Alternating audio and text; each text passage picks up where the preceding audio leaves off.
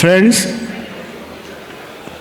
अभी तक हमने बहुत सारी बातें प्रेजेंटेशन देखे, उनकी बातें सुनी, कई सारे इश्यूज हमने डिस्कस किए।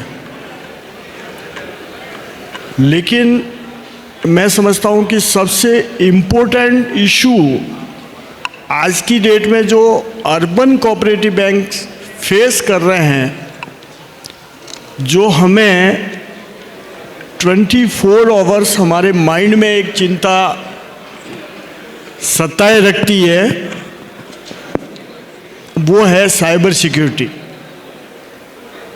जहाँ पर भी हम महसूस करते हैं, एक ही बात में बार बार दिमाग में आती है साइबर सिक्योरिटी। हम बैंकिंग करते हैं,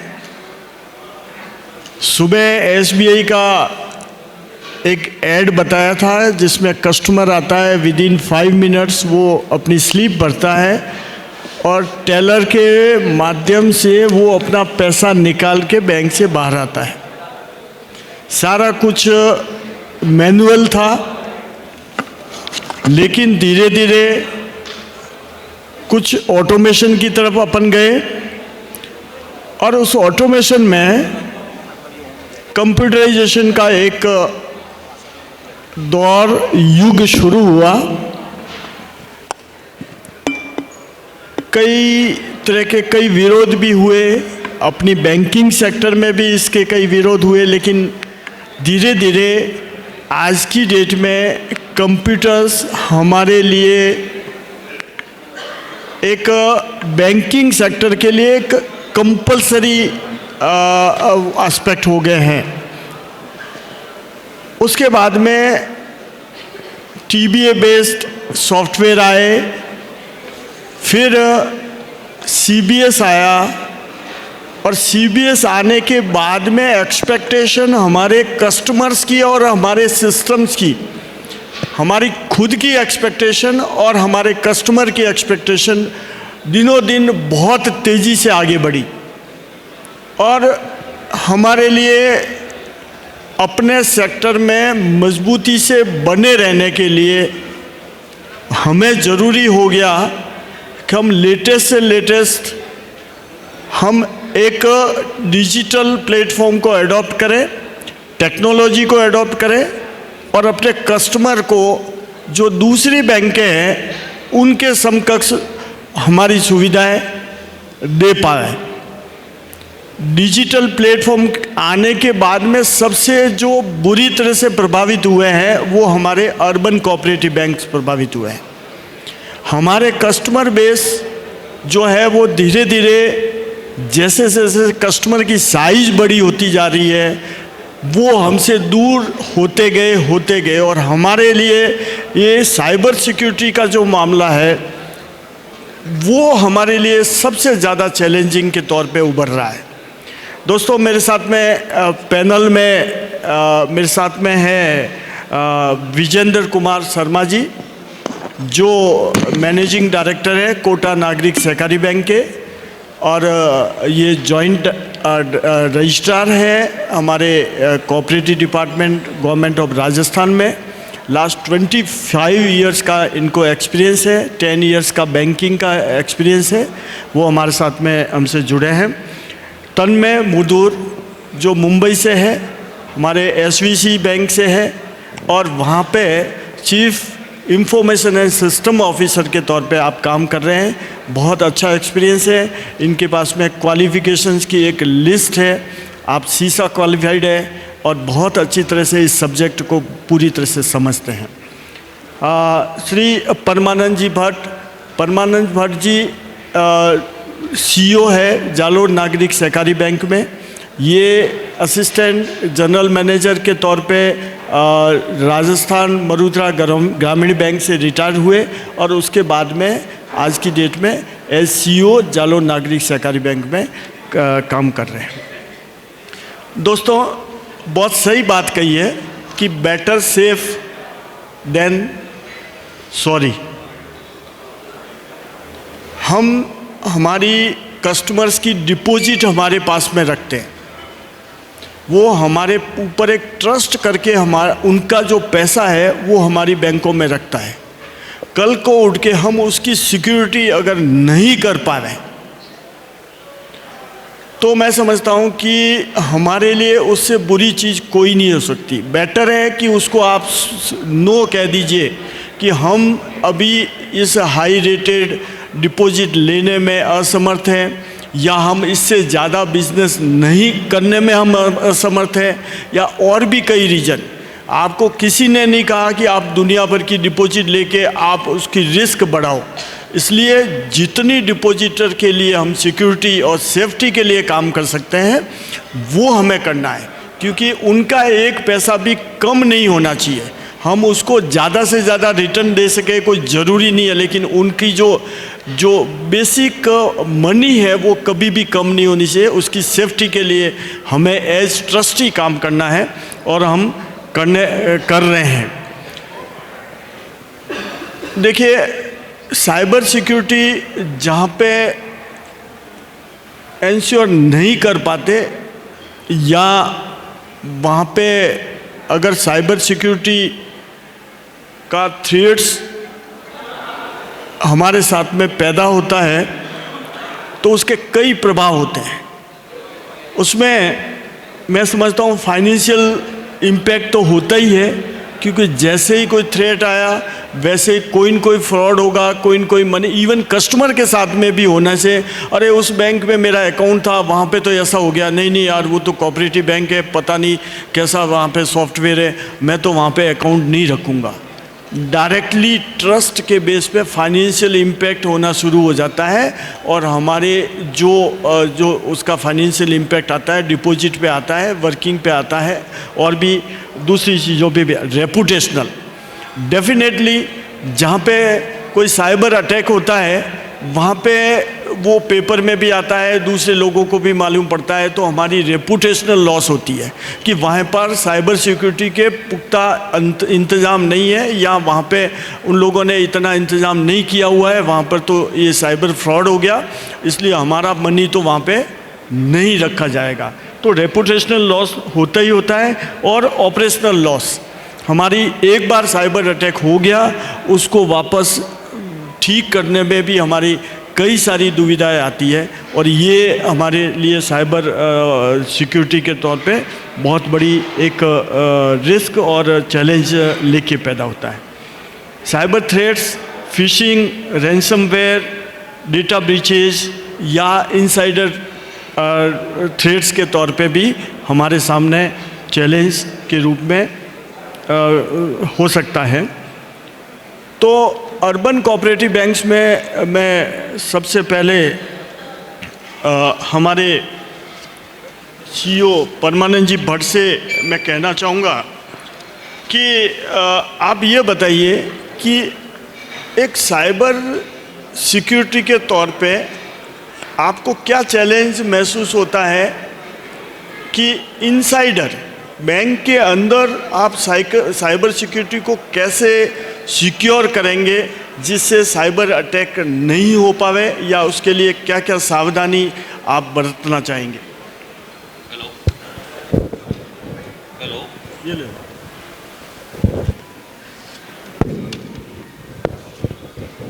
धन्यवाद। आपने बहुत ही रिलेवेंट सवाल पूछा है, क्योंकि आज के ज़माने में बैंक्स के लिए जो साइबर सिक्योर होना बहुत ज़रूरी है। पूरी दुनिया में जब इतने साइबर क्राइम हो रहे हैं, और हमारे जो अर्बन कोऑपरेटिव बैंक है, मैं समझता हूँ उनके लिए ईजी टारगेट है। ऐसे में हमें बहुत आवश्यक है कि हम सिक्योर रहें। भारतीय रिजर्व बैंक ने इसके लिए बिल्कुल ही स्ट्रिक्टली बेसिक जो साइबर सिक्योरिटी फ्रेमवर्क जो दिया है बैंकों को, हमें चाहिए कि उनका पूरा फॉलो करें, पॉइंट टू पॉइंट फॉलो करें। फॉर्मेलिटी नहीं है ये, क्योंकि कहते हैं लम्हों ने खता की और सदियों सजा पाई। एक स्टाफ गलती करेगा और उस एक स्टाफ की गलती का दुष्परिणाम पूरा बैंक भुगतेगा, हमारे ग्राहक भुगतेंगे। तो ऐसे में ज़रूरी है कि हम उसको पूरा फॉलो करें, और वो जो साइबर सिक्योरिटी फ्रेमवर्क है उसमें हमें जो जो करना है वो करें।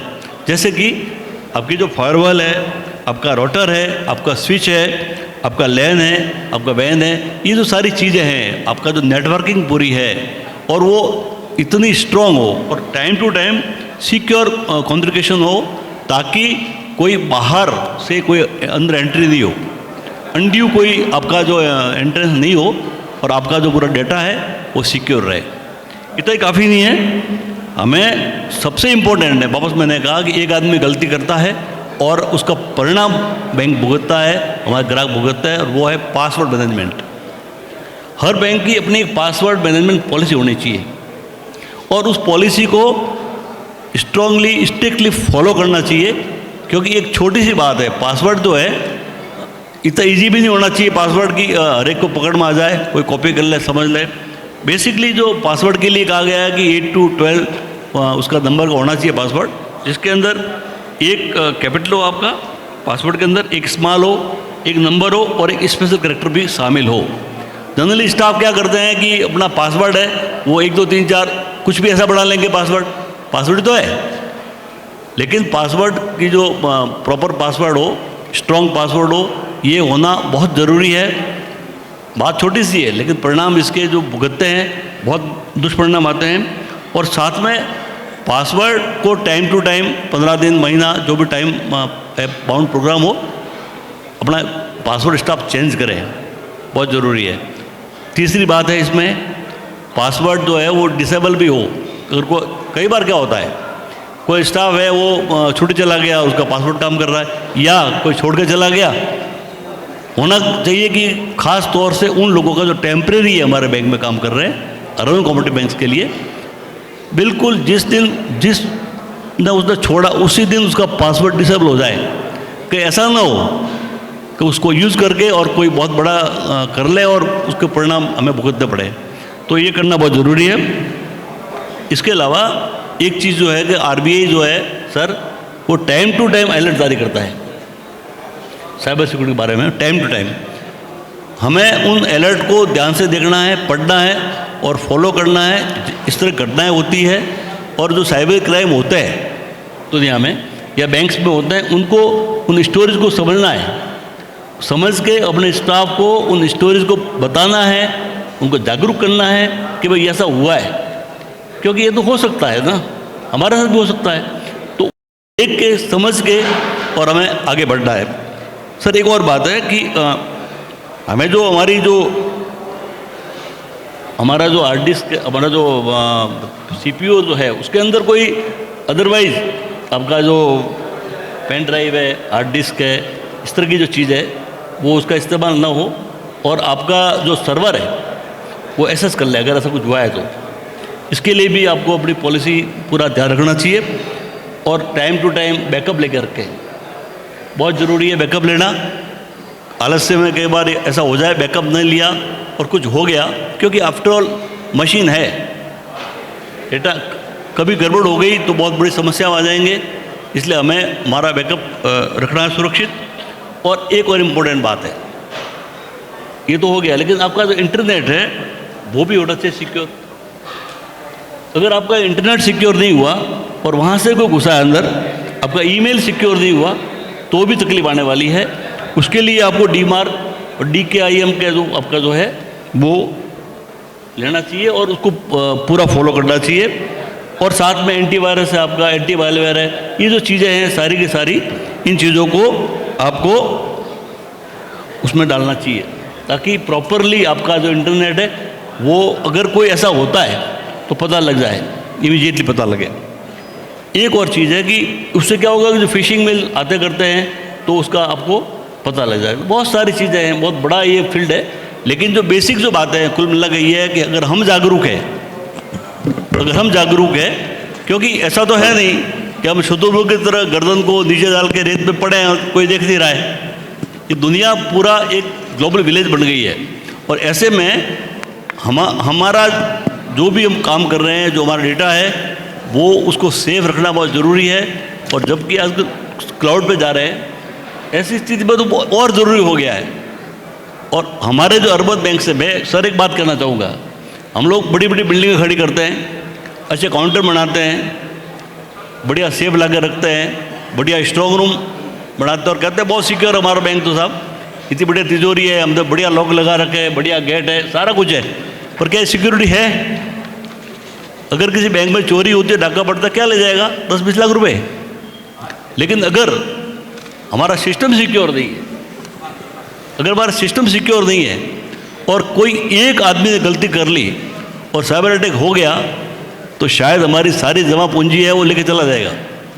तो ऐसे में सबसे ज़्यादा ज़रूरी कोई चीज़ आज की तारीख में है तो ये है कि हम आरबीआई का जो साइबर सिक्योरिटी का फ्रेमवर्क है उसको स्ट्रिक्टली फॉलो करें।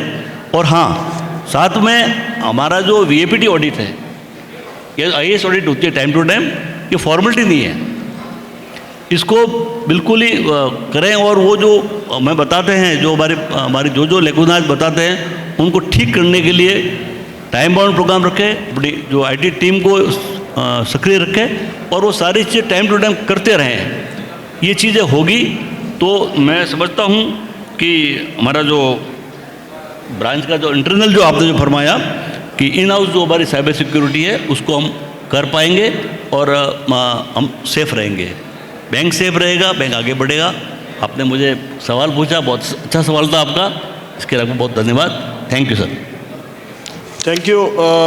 बहुत बड़ा इशूज है कि ज़्यादातर कई बार हमने ये देखा है कि जो थ्रेड्स पैदा होते हैं वो इन हाउस ही हो रहे हैं। हमारा कोई एम्प्लॉइज है या हमारा कॉन्ट्रैक्ट बेसिस पे कोई एम्प्लॉइज लगा हुआ है, वो अपने वहाँ पे जाके अपने सिस्टम में जाके कोई पैरामीटर या किसी की छेड़छाड़ या कोई ट्रांजैक्शन करते रहते हैं। बहुत सारे ऐसे एग्जाम्पल्स हमारे सामने हैं जहाँ पे कोई ऐसे चेंजेस कर दिए जिसकी वजह से जैसे राउंडिंग ऑफ होता है तो पैसों की राउंडिंग ऑफ होती है, तो किसी एम्प्लॉइज ने जाके अपने वो एक नया अपना अकाउंट क्रिएट कर दिया जिसमें पैसों की राउंडिंग ऑफ का जो भी बैलेंस है वो उसके अकाउंट में चला जाता है।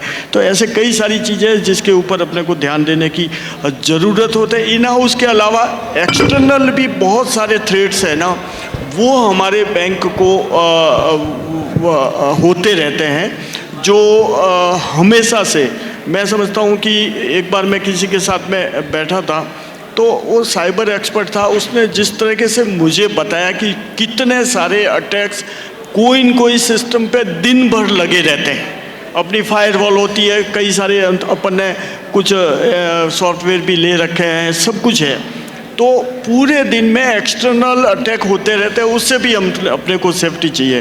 एक्सटर्नल अटैक्स के ऊपर थोड़ा बहुत भी एक्सटर्नल अटैक के ऊपर एलोबरेट करने के लिए मैं विजेंद्र जी से निवेदन करूंगा कि बैंक को क्या क्या और सावधानियां रखनी चाहिए जिससे कि एक्सटर्नल अटैक जो है उसकी संभावना कम हो जाए। Thank you sir. जैसा कि आप सर ने भी बताया, थोड़ा ब्रीफ किया है और भट्ट साहब ने भी ब्रीफ किया है, तो हमें क्या क्या साइबर सिक्योरिटी के लिए क्या क्या मेजरमेंट करने पड़ेंगे, तो मैं थोड़ा सा शॉर्ट में ब्रीफ में डालना चाहूँगा। हमें देखते हैं कि हमारे जो मेन सिस्टम सीबीएस सिस्टम है, उसके अलावा भी हमारे पास थर्ड पार्टी वेंडर्स आते हैं। इंस्पेक्शन के लिए कई अथॉरिटी होती है, इंटरनल ऑडिटर्स भी अपन नियुक्त करते हैं, एक्सटर्नल ऑडिटर भी आते हैं, उनके बंदे भी आते हैं। इसके अलावा हमारे पास कॉन्ट्रैक्ट के भी एम्प्लॉइज रहते हैं। तो उनको हम ये चाहें कि वो हमारे सिस्टम में डेटा को कोई छेड़छाड़ नहीं कर पाएँ, डेटा का वो इधर से उधर ट्रांसफ़र नहीं कर पाएँ। डेटा हमारा बैंक का जो डेटा है मेन, वो सेफ रहना चाहिए, सुरक्षित रहना चाहिए। इसके लिए जो अगर वो काम करते हैं एक्सटर्नल वेंडर्स, तो हमें उनके लिए टेम्परेरी आईडी बना सकते हैं, उनको वही टीए टेम्परेरी है, और एक लिमिटेड एक्सेस दे सकते हैं कि लिमिटेड एक्सेस के माध्यम से अपन इसको कंट्रोल कर सकते हैं। इसके अलावा हमें जो भी हम एपीआई वगैरह जो हम यूज़ करते हैं, एपीआई का जो हम प्रयोग करते हैं, एपीआई का अपन काम में लेते हैं, तो उनसे भी हमें डेटा को बचाना होगा कि डेटा जो सीबीएस के अलावा जो एपीआई काम कर रहे हैं वो डेटा ट्रांसफर नहीं हो, डेटा इधर से उधर नहीं हो। इसके अलावा एक इम्पोर्टेंट चीज़ है जो आरबीआई भी कर रहा है, लगातार रेगुलर अखबारों में विज्ञापन दे रहा है आरबीआई, और वो बैंकों का आम जनता के लिए नहीं, वो बैंकों के लिए भी इम्पोर्टेंट है। हमें देखना चाहिए वो किस प्रकार से आरबीआई बहुत ही ड्राइव चला रखा है अभी आरबीआई ने, तो हमें देखना चाहिए मास हमारे जो कस्टमर्स हैं उनको एजुकेट करना चाहिए, उनको मैसेजेज है अलर्ट्स है, उनके साथ मीटिंग्स है और उनको डायरेक्ट कांटेक्ट के माध्यम से हमें अवेयरनेस प्रोग्राम चलाना चाहिए और उनको बताना चाहिए डेली बेसिस पर।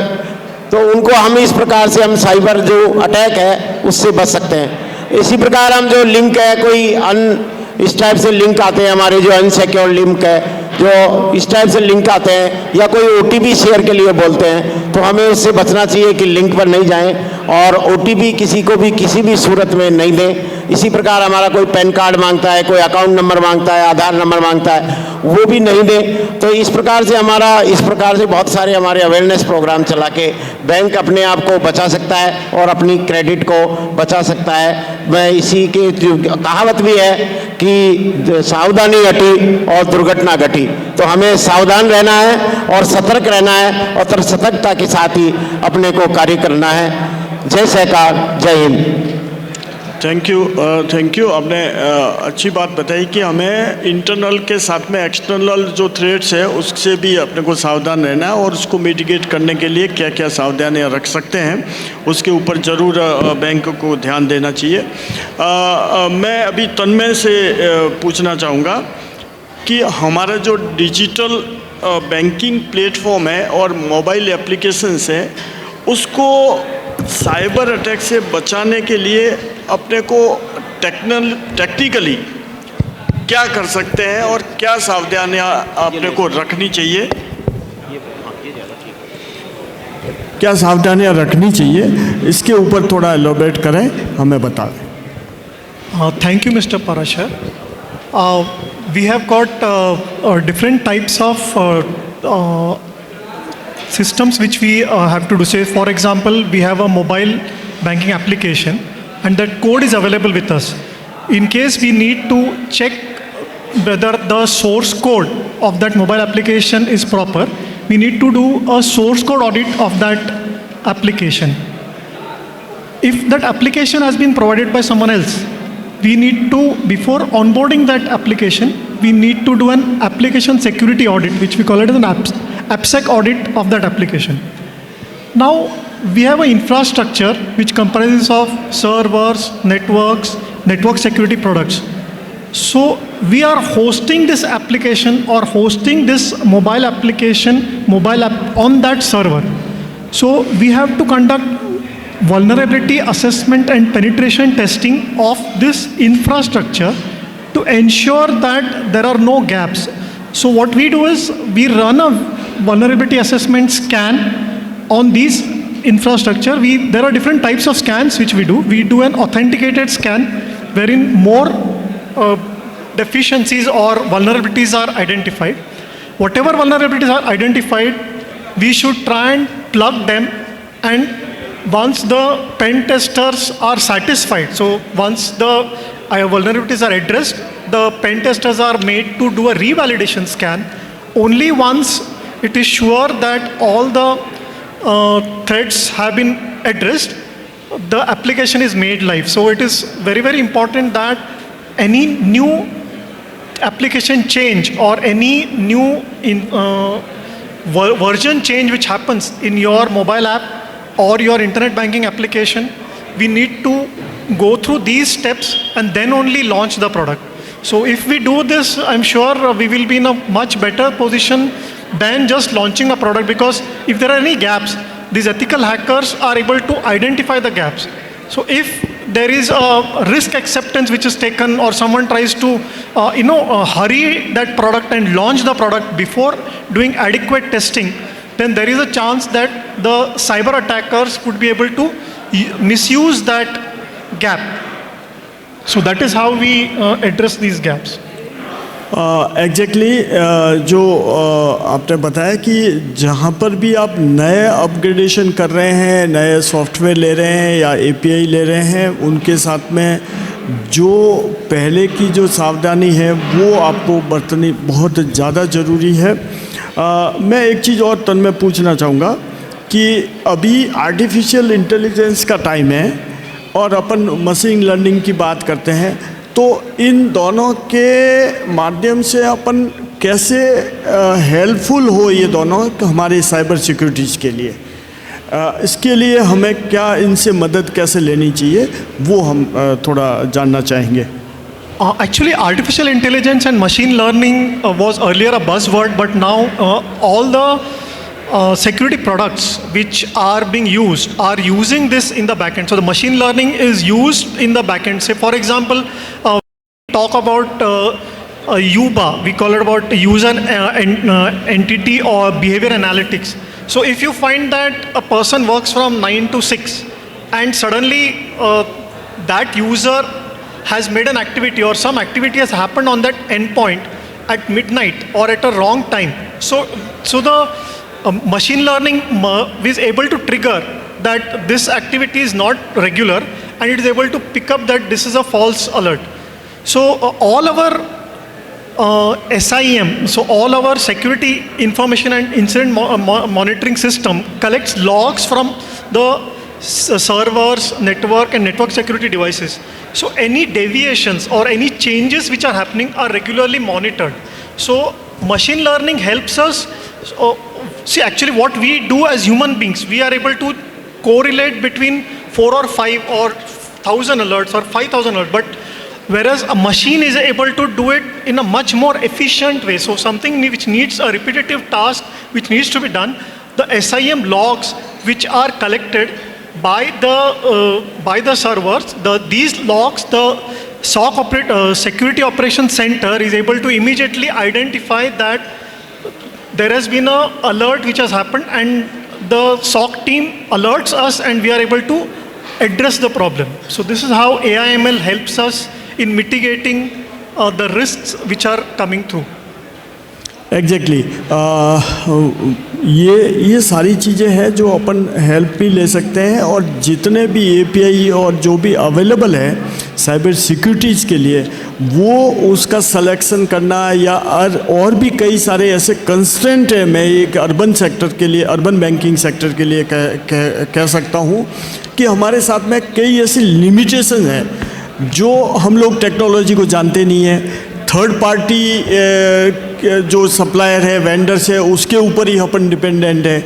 हम एग्जैक्टली इतने डीप में जाते नहीं हैं। ठीक है कि हम उससे सारी चीज़ें ले सकते हैं, लेकिन एवरी वेंडर हमारे पास में आते हैं, वो हमें इतनी श्योरिटी देते हैं। और जब हमने उनको पूछा कि भाई आप इतनी श्योरिटी देते हैं हमारा ये सॉफ्टवेयर ले लो, तो हम क्या गारंटी आपसे पा सकते हैं कि अब ये साइबर अटैक नहीं होगा?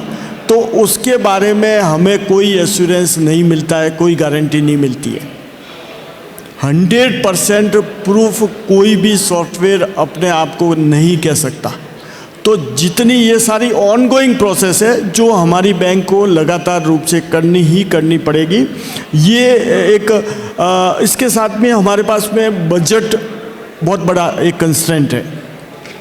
बजट हमारे पास इतना नहीं होता कि हम एक साइबर सिक्योरिटी के लिए हम एक 100% प्रूफ वाला, 100% प्रूफ तो होता भी नहीं है, लेकिन जितनी भी है हम ज़्यादा से ज़्यादा एडवांस्ड सॉफ्टवेयर परचेज़ कर सकें या हमारे यहाँ पर वो इम्प्लीमेंट कर सकें। तो ये भी अपने आप में एक अर्बन बैंक के लिए बड़ी चैलेंज है। लैक ऑफ एक्सपर्टाइज, हम लोग एक एक्सपर्ट को हायर भी नहीं कर सकते। हमारे पास में कुछ ऐसी लिमिटेशंस है कि मुझसे ज़्यादा उसको पे स्केल नहीं दे सकते।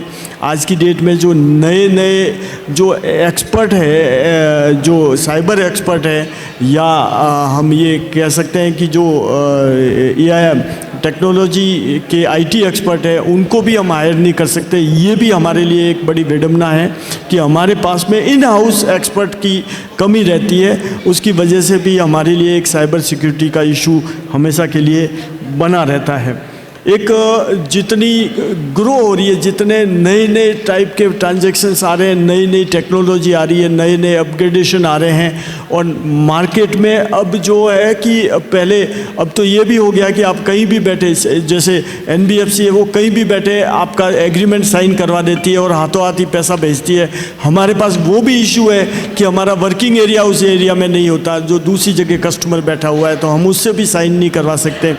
एक वो सारा अपना सिस्टम को एडॉप्ट करने के लिए हमको उस टाइप का सॉफ्टवेयर भी चाहिए होता है। तो ये सारे इश्यूज है जो एक अर्बन बैंक के लिए मौजूद रहते हैं चैलेंजेस के तौर पे, और हमें इन सारी चीज़ों को देखते हुए एक बैलेंस कायम करना पड़ता है कि हमारे को साइबर सिक्योरिटी, हमारे को CBS, हमारे को API, हमारे को और भी लेटेस्ट वर्जन जो है फैसिलिटी के तौर पे कस्टमर को देने के लिए, इस सारी चीज़ों को तो लेने ही लेना है। लेकिन कॉस्ट जो है, सुबह हमारे लक्ष्मीदास जी सर ने जैसा बताया कि 2 से 2.5% का हमारा एक गैप रहता है एक मार्जिन के तौर पे, उसमें हमें ये सारी चीज़ें, स्टाफ को सैलरी भी देनी है, सारी चीज़ देनी है और उसे हमें मेंटेन करना है। ये अपने आप में बहुत बड़ा टास्क है। और इसके बावजूद भी आप देखिए पब्लिक सेक्टर बैंक और हमारी बैंक में हमको डिपॉजिट भी हमको खुद को लानी है। पब्लिक सेक्टर बैंक में ऑटोमेटेड कई वजह से कई तरीके से डिपॉजिट आती है। तो ये सारे इश्यूज भी है जो हमें खुद को अपने को एड्रेस करने होते हैं। परमानंद जी, एक शॉर्ट में मैं आपको बताऊंगा, आप हमें बताइए कि जो सबसे बड़ा थ्रेट है ना वो अपने स्टाफ से लेके आता है साइबर सिक्योरिटी को लेके।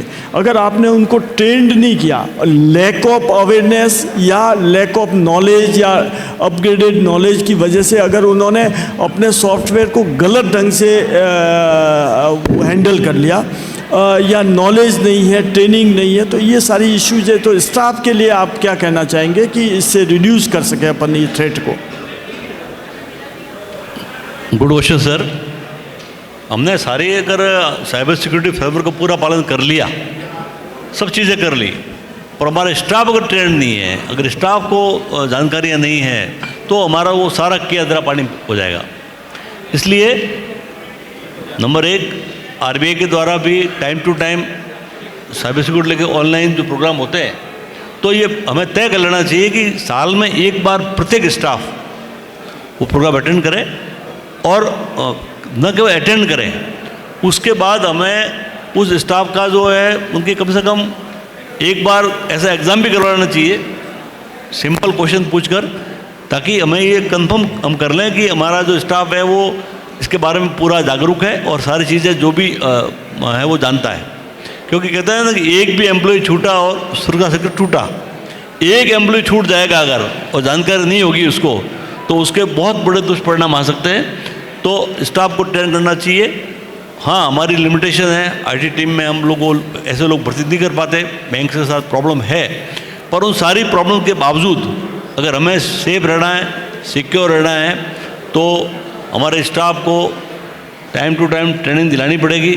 और ट्रेंड स्टाफ जो होगा वो एफिशिएंट होगा, ज़्यादा काम करेगा, और वो सारे सुरक्षा जितने मानदंड हैं उनका पालन करते हुए अर्बन बैंक्स आगे बढ़ सकेंगे। Thank you sir. Thank you.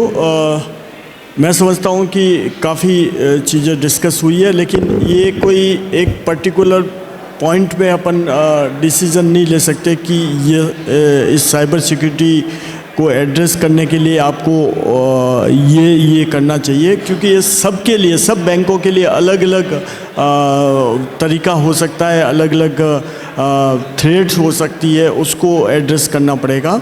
और इन नटसेल में 2-4 चीज़ें बोल सकता हूँ कि सॉल्यूशन या स्ट्रेटेजी अपन बना सकते हैं साइबर सिक्योरिटी को लेके, कि रेगुलर रिस्क असेसमेंट, आपको रेगुलरली अपनी बैंक में रिस्क असेसमेंट करते रहना पड़ेगा कि नए API आपने खरीदे, नए अपग्रेडेशन किया है, नया स्टाफ आया है, नए कोई बिल्डिंग में आप जा रहे हो, तो हर तरीके से आपको रिस्क असेसमेंट आपको लगातार रूप से करना ही जारी रखना पड़ेगा। एक पेनिट्रेशन टेस्टिंग, ये भी आजकल रेगुलरली आपको करते रहना पड़ेगा, और ये टेस्टिंग आपको अपने सिस्टम पे कराते रहना पड़ेगा, जिससे कि आपका गैप असेसमेंट है वो आपको मालूम पड़ सके। Collaboration with government and RBI for guidelines and support. Yes, आज की डेट में बहुत सारे सपोर्ट अपने को गवर्नमेंट की तरफ से अवेलेबल है। RBI भी टाइम टू टाइम अपने को गाइडलाइंस देती है, इवन सॉफ्टवेयर में भी हेल्प करती है।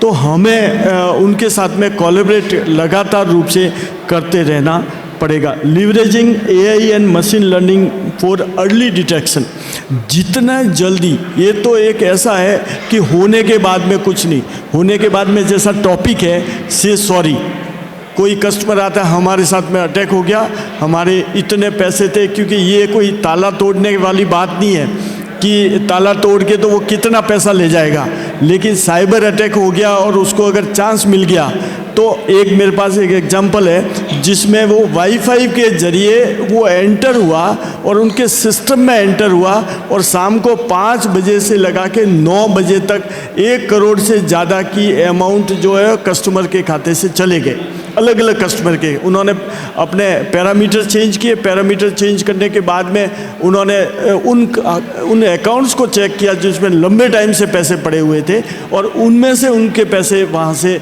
वो उन्होंने हाथों हाथ निकाले और रात को 10 बजे तक तो 1 करोड़ रुपए का नुकसान बैंक को हो गया। तो ये सारी चीज़ें हैं जो हमको AI के ज़रिए जितना अर्ली डिटेक्शन हो सके वो हमें उसके कुछ एडॉप्ट करने पड़ेंगे तरीके।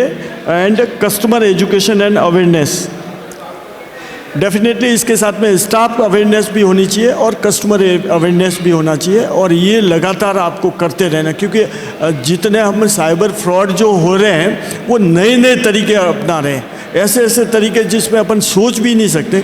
तो ये लगातार अपने को इस चीज़ को एनालिसिस करते रहना पड़ेगा और अपने कस्टमर है और अपने स्टाफ है उनको अवेयर करने के लिए आपको टाइमली इंफॉर्मेशन देनी ही पड़ेगी और एजुकेट करते ही रहना पड़ेगा। Thank you for the nice discussion and I hope सभी को हमें इसके बारे में मिलके हम इसके बारे में टाइम टू टाइम और भी जो चीज़ें हैं अपडेट करते रहेंगे। Thank you very much. Thank you sir, thank you.